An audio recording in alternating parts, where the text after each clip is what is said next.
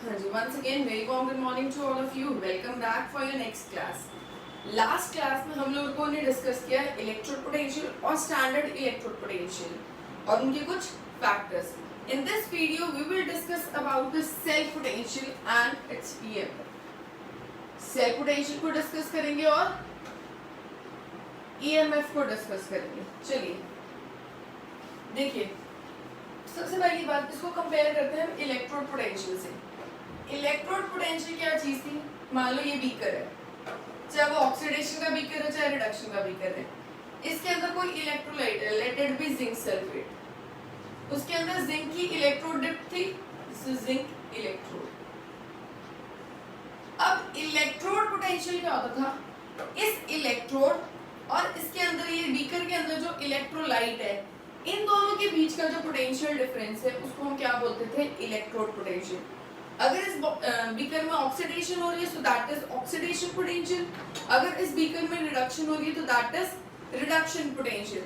अब cell potential और electrode potential में क्या डिफरेंस है? देखिए,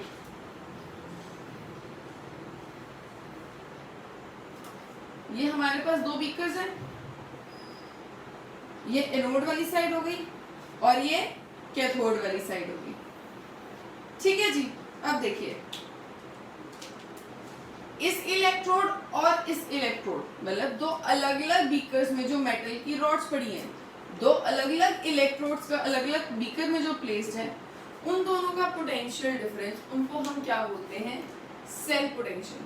इलेक्ट्रोड पोटेंशियल क्या था? इस मेटल की रॉड और इस इलेक्ट्रोलाइट के बीच में जो पोटेंशियल डिफरेंस था दैट वाज इलेक्ट्रोड पोटेंशियल. इन दोनों रॉड्स का, इन दोनों मेटल की इलेक्ट्रोड्स का, एनोड और कैथोड, दैट मींस अगर हम जो हमने एग्जांपल स्टडी किया, ये जिंक की रॉड है और ये कॉपर की रॉड है, तो जिंक रॉड और कॉपर रॉड, दैट मींस जो दो ये मेटल के इलेक्ट्रोड्स हैं, इन दोनों इलेक्ट्रोड्स के बीच में जो पोटेंशियल डिफरेंस है, उस पोटेंशियल डिफरेंस को हम क्या बोलते हैं? Cell potential. Is it clear? देखिए, अब सेल पोटेंशियल का फॉर्मूला क्या है, ये आपने ऑलरेडी स्टडी किया हुआ है +1 में. सेल पोटेंशियल को रिप्रेजेंट कर रहे हैं ई नॉट सेल या ई सेल. ऑब्वियस है, अगर स्टैंडर्ड कंडीशंस में है तो E not cell. General at any concentration any temperature that is E cell. E nought cathode minus E nought anode, मतलब reduction potential of cathode minus reduction potential of anode. पढ़ो ये formula हमने already +1 में redox reaction में. चलिए जी, आगे बात करते हैं that is EMF, electromotive force. देखिए, वैसे देखा जाए तो कुछ खास डिफरेंस नहीं है. सिर्फ डिफरेंस हम किस बेसिस पे देते हैं? सेल पोटेंशियल एक्चुअली कैलकुलेट करते when the cell is working.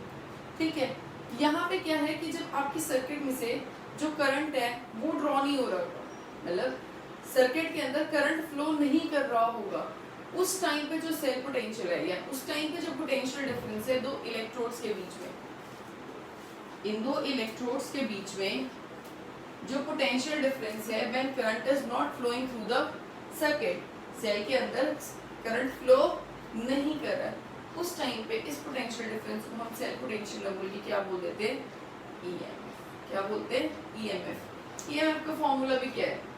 E cell is equals to E cathode minus E anode. That means E nought cathode अगर स्टैंडर्ड कंडीशंस पे है, E nought cathode minus E nought anode, मतलब reduction potential of cathode minus reduction potential of anode. Is it clear?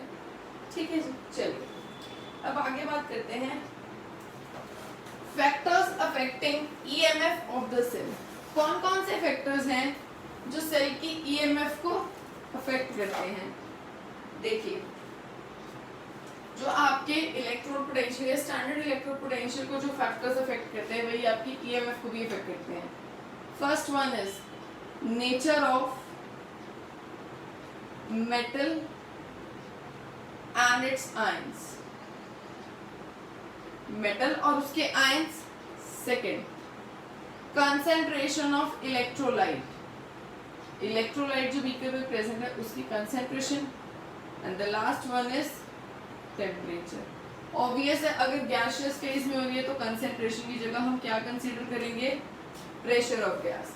अगर reaction gaseous phase में हो रही है तो instead of concentration we use to consider pressure of gas. अब देखिए E cell और ई नॉट सेल, इन दोनों में क्या डिफरेंस है, ये भी क्या है cell potential, but at cell potential at any concentration at any temperature, किसी भी कंसेंट्रेशन पे किसी भी टेम्परेचर पे अगर हम पोटेंशियल डिफरेंस कैलकुलेट कर रहे हैं दो इलेक्ट्रोड्स के बीच का, किसी भी कंसेंट्रेशन पे या किसी भी टेम्परेचर पे हम कैलकुलेट कर रहे हैं दो इलेक्ट्रोड के बीच का पोटेंशियल डिफरेंस, उसको हम क्या बोलते हैं, E cell. E not cell क्या है,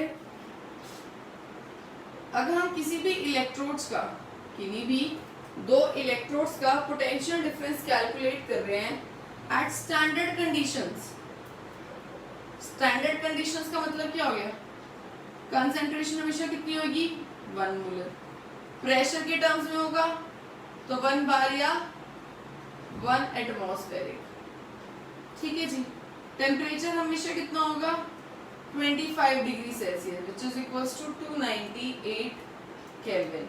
दैट मीन्स इसी कंसेंट्रेशन पे या इसी टेम्परेचर पे अगर हम दो इलेक्ट्रोड के बीच का पोटेंशियल डिफरेंस कैलकुलेट करते हैं उसको हम क्या बोलते हैं, ई नॉट सेल। अगर किसी भी कंसेंट्रेशन या किसी भी टेम्परेचर पे अगर हम दो इलेक्ट्रोड्स के बीच का पोटेंशियल डिफरेंस कैलकुलेट करते हैं तो उसको हम क्या बोलते हैं, ई सेल। स्टैंडर्ड कंडीशंस में E not cell, at any concentration or temperature it is known as E cell। is it clear? चलिए अब बात करते हैं छोटे से न्यूमेरिकल। देखिए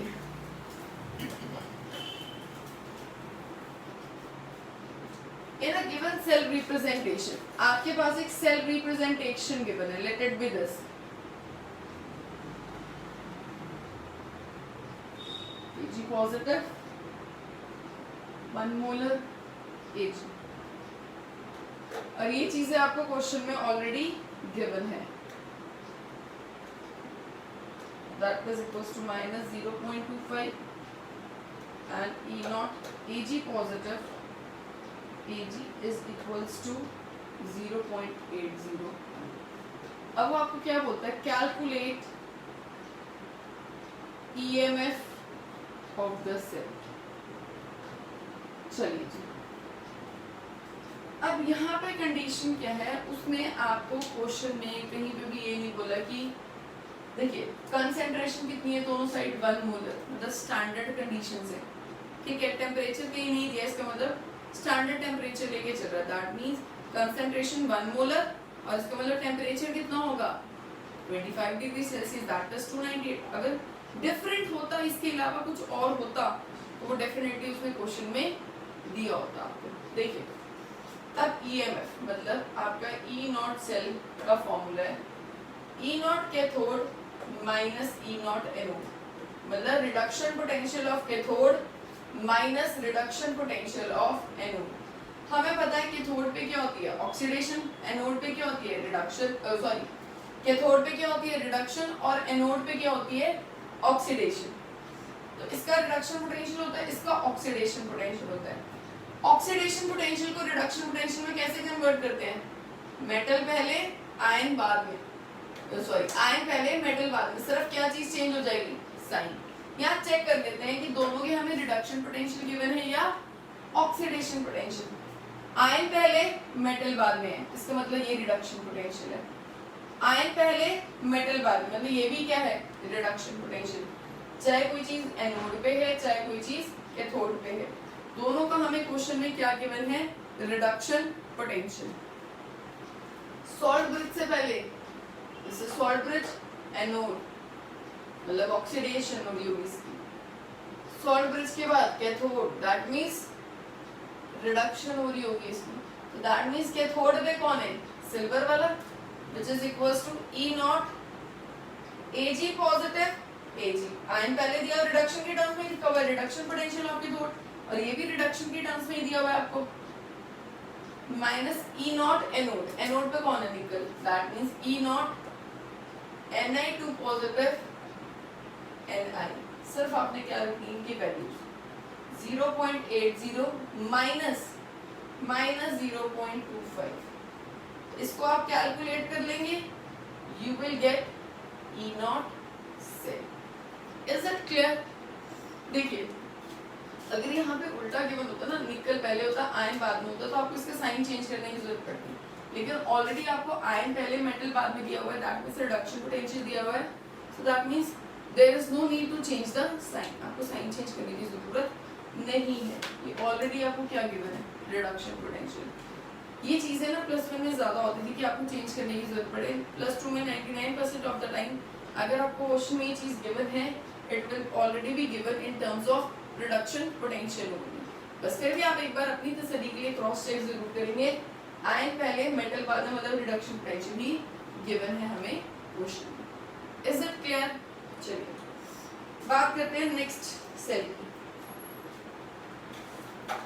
चलो देखिए नेक्स्ट क्वेश्चन भी सेम ऐसा ही है, कैलकुलेट स्टैंडर्ड सेल पोटेंशियल। आपको सेल पोटेंशियल कैलकुलेट करना है, सेल की रिएक्शन आपको ऑलरेडी दे रखी है क्वेश्चन में,